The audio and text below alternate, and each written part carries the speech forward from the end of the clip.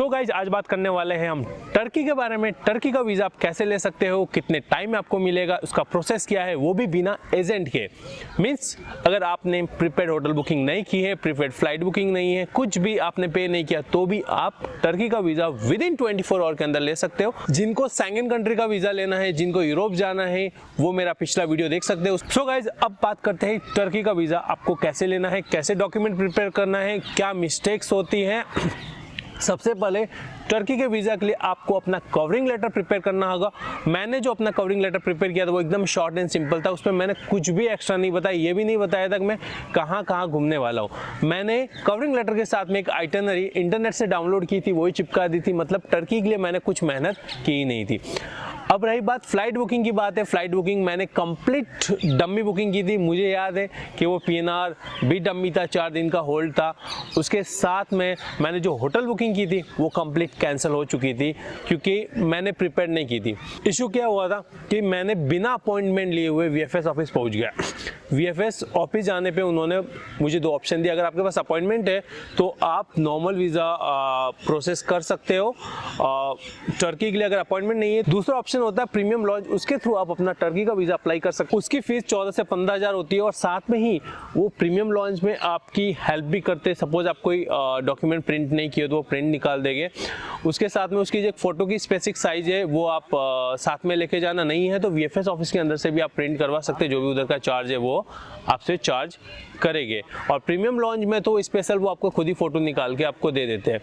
अब टाइम कितना लगता है प्रीमियम लॉन्च के थ्रू वीज़ा प्रोसेस होने में? 24 आवर के अंदर प्रीमियम लॉन्च के अंदर वीज़ा का आउटपुट आ जाता है। सपोज आप मंडे को वीज़ा अप्लाई कर रहे हो तो ट्यूसडे को आपको वीज़ा मीन्स आपका पासपोर्ट आपके हैंड में होगा। अब वीज़ा लगेगा नहीं लगेगा वो तो टर्की एम्बेसी डिसाइड करेगी।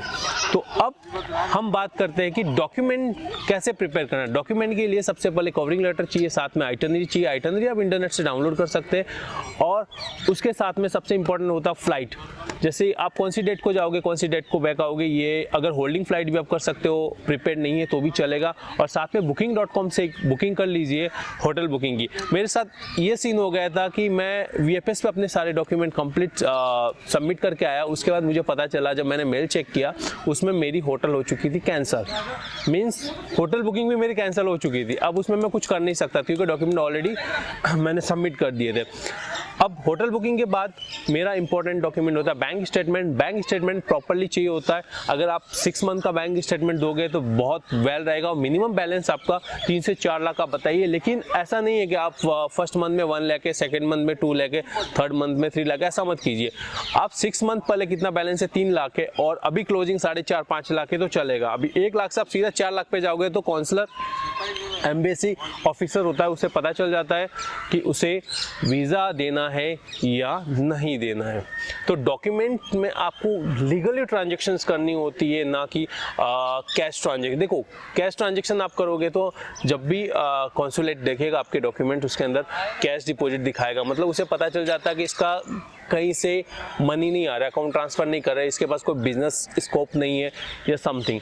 सो आपको किसी और के अकाउंट से अपने अकाउंट में ट्रांसफ़र करने हैं। सपोज आपका फ्रेंड का कोई बिजनेस है, उसके पास से ट्रांजैक्शन करवा लीजिए। क्योंकि अगर आपके पास कोई बिजनेस है तो आप अपना करंट अकाउंट दे सकते हैं, सेविंग अकाउंट दे सकते हैं। करंट अकाउंट के साथ सेविंग अकाउंट भी बहुत इंपॉर्टेंट है और साथ में अपना बिजनेस प्रूफ। और अगर कोई जॉब करता है तो उसकी 3 मंथ की या 6 मंथ की सैलरी स्लिप और उसको बैंक स्टेटमेंट देना है।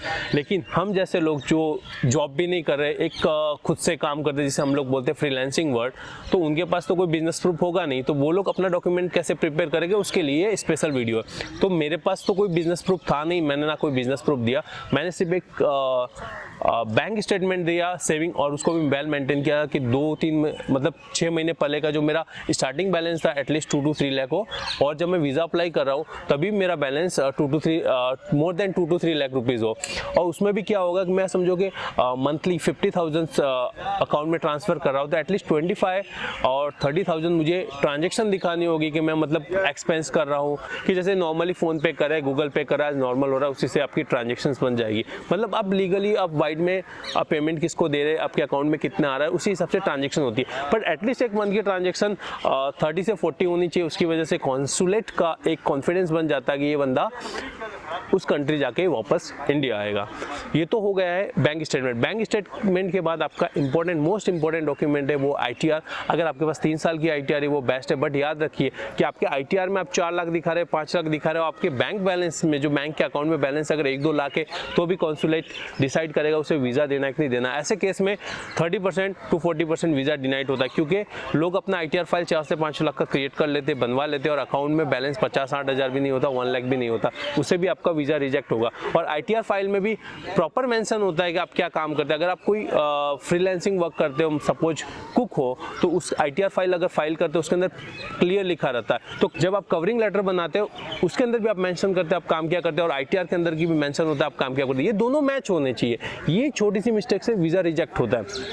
रही बात एम्बेसी की, जो वीज़ा की फ़ीस है नॉर्मली 6 to 7,000 होती है, बट अगर प्रियोरिटी में जाते हो, प्रीमियम लॉन्च में, तो उसकी फ़ीस 14 से 15 हज़ार हो जाती है, लेकिन एक दिन के अंदर 24 घंटे में आपको वीज़ा मिल जाता है। मेरे केस में मैंने आज 1 बजे 1 PM को अप्लाई किया और सुबह मॉर्निंग में 10 AM को मुझे मेल आ चुका था मेरा पासपोर्ट रेडी कलेक्शन के लिए, और वैसे ही 1 PM को मैंने अपना पासपोर्ट कलेक्ट किया, उसमें कम्प्लीटली वीज़ा लगा था। और मेरे साथ सीन ये हो गया, मेरी होटल बुकिंग ऑटोमेटिक कैंसिल हो चुकी थी, फ़्लाइट बुकिंग पूरी डम्मी थी, मतलब होल्डिंग वाला PNR था, वो कभी भी रिलीज हो सकता था।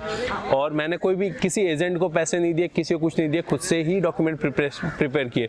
कुछ एजेंट्स होते हैं वो बड़ी बड़ी बातें करते हैं, एक्चुअली वो बोलते हैं कि उनके कॉन्टैक्ट्स एम्बेसी के अंदर है, कॉन्सुलेट के साथ है, बल्कि ऐसा कुछ नहीं, किसी भी एजेंट के कॉन्टैक्ट्स एम्बेसी के अंदर नहीं होते। अब वो डिपेंड करता है कि आपका लक, आपको वीज़ा कैसे मिलेगा। वीज़ा के लिए चाहिए प्रॉपर डॉक्यूमेंटेशन। अगर आपके डॉक्यूमेंट परफेक्ट और प्रॉपर है तो आपको कोई भी कॉन्सुलेट एम्बेसी आपको वीज़ा देने से नहीं रोक सकते। लेकिन अगर आप फेक डॉक्यूमेंट क्रिएट कर रहे हैं, किसी एजेंट के चक्कर में पड़ गए, उसके कहने पे प्रॉपर डॉक्यूमेंट नहीं बना रहे हो, तो भी आपका वीज़ा रिजेक्ट होता है। तो मेरे एक्सपीरियंस के हिसाब से तो ऐसा है कि मैंने जितने एजेंट से वीज़ा अप्लाई करवाए थे वो सारे के सारे मेरे वीज़ा रिजेक्ट ही हुए। सो मेरा बैड एक्सपीरियंस रहा ये।